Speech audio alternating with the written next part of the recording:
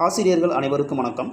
TRP மூலமாக நடைபெறும் அனைத்து போட்டித் தேர்வுகளுக்கும் தமிழ் எலிஜிபிலிட்டி வந்து கம்பல்சரி. அதனால் இந்த தமிழ் எலிஜிபிலிட்டி வந்து நீங்கள் 50க்கு 20 மதிப்பெண் எடுத்தால் தான் அடுத்து உங்களுடைய மேஜர் சப்ஜெக்டை எந்த நீங்கள் மேஜராக இருந்தாலும் வேல்யூவேஷன் நடக்கும். அப்படி பார்க்கும்பொழுது இப்போ லாஸ்ட்டாக நடந்த பிஜிடிஆர்பியில் கிட்டத்தட்ட வந்து 80,000க்கு மேற்பட்ட ஆசிரியர்கள் வந்து இந்த தமிழ் எலிஜிபிலிட்டியில் வந்து ஃபெயில் ஆகிருக்கிறாங்க. அதாவது 50 மதிப்பெண்களுக்கு 20 மதிப்பெண் யாரும் எடுக்கலை. அதாவது இதுக்கு என்ன ரீசன் பார்த்தீங்க அப்படின்னாக்கா, ஒரு அலட்சிய மனப்போக்கு தான். என்ன அப்படின்னாக்கா, இது தமிழ் எலிஜிபிலிட்டி தானே, நம்மளுக்கு தமிழ் லாங்குவேஜ் நம்மளுக்கு படிச்சிருக்கிறோம், நம்ம அங்கே போய்ட்டு நம்ம பார்த்துக்கலாம்னு சொல்லிட்டு ஒரு அலட்சியமான மனப்போக்கு தான் இந்த தோல்விக்கு காரணம். சரி, அப்போது இந்த இயரில் 2026 வரக்கூடிய அனைத்து டிஆர்பிக்கும் இந்த தமிழ் எலிஜிபிலிட்டி வந்து கம்பல்சரி தான். அப்போ நம்ம கண்டிப்பாக அந்த தமிழ் எலிஜிபிலிட்டி நம்ம படித்தாகணும். சரிங்க சார், இந்த தமிழ் எலிஜிபிலிட்டியில் பாஸ் ஆகணுனாக்கா எந்த தமிழை படித்தாக்கா பாஸ் பண்ணலாம் அப்படின்னாக்கா, இது வரைக்கும் நடந்த அனைத்து டிஆர்பி தமிழ் எலிஜிபிலிட்டியில் கேட்கப்பட்ட அனைத்து வினாக்களும் 10th தமிழ் புக்கில் இருந்து மட்டும்தான் கொஸ்டின் இருந்திருக்கு. அதனால் 10th புக்கில் இருக்கிற அந்த தமிழை மட்டும் நீங்கள் கிளியராக படிச்சிங்கனாக்கா நீங்கள் வந்து 50க்கு 50 மதிப்பெண் கண்டிப்பாக ஷூராக நீங்கள் பெறலாம். அந்த வகையில் 10th புக்கில் மொத்தம் எத்தனை யூனிட் இருக்குன்னு பார்த்தோம் அப்படின்னாக்கா, இப்போ நம்ம நியூ புக்கு பேஸ்டு பார்த்தீங்க அப்படின்னாக்கா மொத்தம் 7 யூனிட் தான் இருக்கும். இதுக்கு முன்னாடி புக்கில் பார்த்தீங்கன்னாக்கா உங்களுக்கு 9 யூனிட் இருக்கும். அதை குறைச்சி 2025 வந்த தமிழ் புக்கு பார்த்தீங்கன்னாக்கா 7 யூனிட் மட்டும்தான் இருக்கும். ஒவ்வொரு யூனிட்லேயும் குறைஞ்சது வந்து 5 லெசன்ஸ் இருக்கும். இந்த 7 யூனிட்டையும் அதாவது ஒரு மாதத்தில் இதை கிளியராக படித்து முடிக்கலாம். உங்களுடைய மேஜரை நீங்கள் ஒரு வருஷம் படிப்பீங்க, மினிமம் 6 மாதம் படிப்பீங்க. இந்த தமிழ் எலிஜிபிலிட்டி டெஸ்ட்டை ஒரு 1 மந்த்து படித்தாலே போதும். ஃபஸ்ட்டு லெசன், அதாவது 10th தமிழ் சாப்டர் 1.1 அன்னை மொழியே, இதுதான் நம்முடைய ஃபஸ்ட்டு லெசன். பாருங்கள், வினாயன் 1 முதல் 20 வரை 2 மதிப்பெண் வினாக்களும் 21 முதல் 30 வரை 1 மதிப்பெண் வினாக்களும் கொண்டுள்ளது. முதல் வினா, பெரு சித்திரனார் எந்த இதழ்களின் வாயிலாக தமிழ் உணர்வை உலகெங்கும் பரப்பினார்? இதில் 4 ஆப்ஷன் கொடுத்துருக்குறேன்.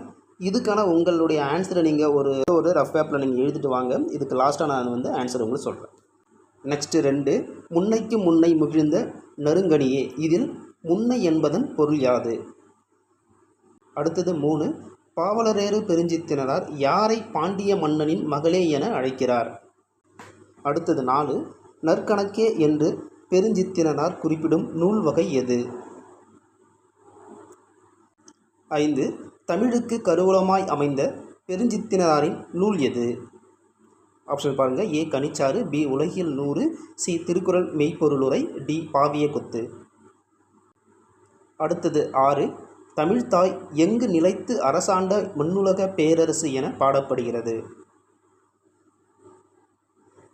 அடுத்தது 7, அன்னை மொழியே பாடப்பகுதி பெருஞ்சித்திரனாரின் எந்த தொகுப்பிலிருந்து எடுக்கப்பட்டது? 8, பெருஞ்சித்திரனாரின் இயற்பெயர் என்ன? 9, வண்டு எதனை குடித்து சிறகசைந்து பாடுவதாக பாடலில் கூறப்பட்டுள்ளது? 10, முன்னுற்றும் யாண்டும், இதில் யாண்டும் என்பதன் பொருள்? அடுத்தது 11, பெருஞ்சித்திரனாரின் படைத்த நூல்களில் பொருந்தாதது எது? 12, சாகும்போதும் தமிழ் படித்து சாக வேண்டும் என்ற கூறியவர் யார்?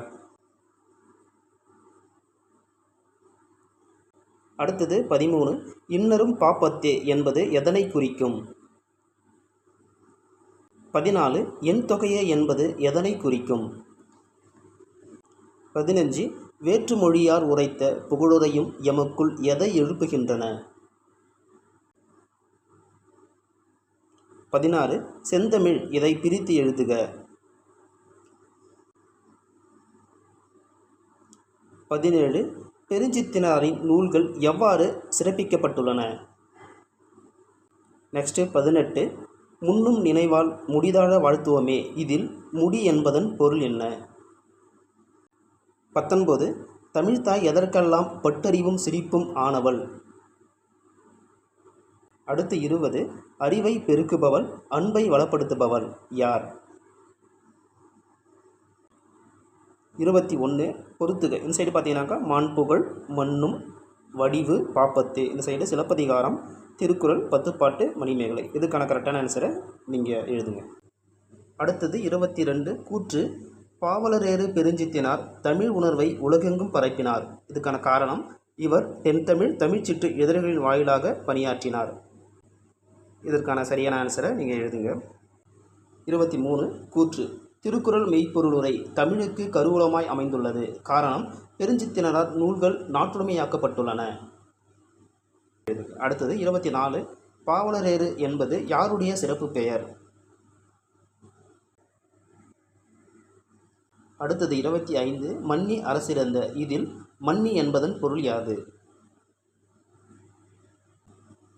26 உலகியல் 100 என்ற நூலை இயற்றியவர் யார்? அடுத்தது 27 மணிமேகலை வடிவே. இதில் எவ்வகை இலக்கியம் சுட்டப்படுகிறது?